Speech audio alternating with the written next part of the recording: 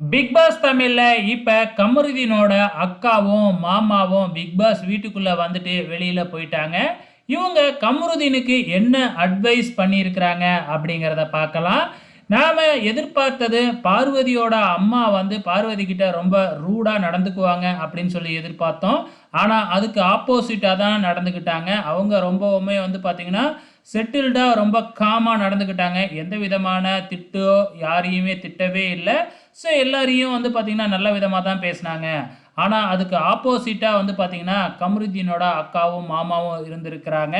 So கமருதீன தனியா கூப்பிட்டு, "நீ என்ன பண்ணிக்கிட்டு இருக்க? ஸோ இங்க இத்தன கேமரா இருக்கே, கேமரா நம்மள படம் பிடிக்குதுன்னு ஒரு இதே இல்லாம நீ பாட்டுக்கும் பார்வதி கிட்ட அப்படி பேசிக்கிட்டு பழகிக்கிட்டு இருக்கியே, செஞ்சுக்கிட்டு இருக்கியே, இத பத்திலாம் எனக்கு பேசுறதுக்கு விருப்பம் இல்ல. வீட்டுக்கு வா பேசிக்கிறேன்." அப்படிங்கிற மாதிரி நம்ம கமருதீனோட அக்கா சொல்ல, இந்த பக்கம் கமருதீனோட மாமா இருந்துகிட்டு, "உனக்கு ஃபேமிலி ஆடியன்ஸே வேணாமா? இந்த மாதிரி ஆடியன்ஸ் இருந்தாவே உனக்கு போதுமா? நீ வந்து பார்த்தீங்கன்னா, அரோரா உனக்கு ஒரு அட்வைஸ் பண்றா அப்படின்னா, அத சுத்தமா நம்பவே நம்பாத. ஸோ அரோரா வந்து மத்தவங்கள வச்சு தான் அவ இதுவரைக்கும் டிராவல் பண்ணிக்கிட்டே வந்துகிட்டு இருக்கா.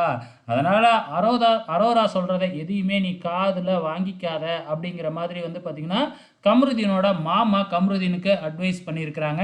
இருக்க போறது இன்னும் 3 வாரம் தான். ஸோ இதுக்கப்புறம் கேம்ல எந்த மாற்றமும் கொண்டு வந்து ஆடியன்ஸ கவர போறதில்ல. ஸோ நாளைக்கு அடுத்த வாரம் நடக்க போற அந்த டிக்கெட் டூ ஃபினாலே கேம யாரு ரொம்ப சிறப்பா செயல்படுறாங்களோ, அவங்களுக்கு கொஞ்சம் ஆடியன்ஸ் வர்றதுக்கு வாய்ப்புகள் இருக்கு. அவ்வளோதான் ஒழிஞ்சு மத்தபடி இதுக்கப்புறம் கேம சேஞ்ச் பண்ணி எந்த பிரயோஜனமும் இல்ல. வெயிட் பண்ணி பார்க்கலாம். டிக்கெட் டூ ஃபினாலேவுல யார் டிக்கெட் டூ ஃபினாலே வின் பண்ண போறாங்கன்னு.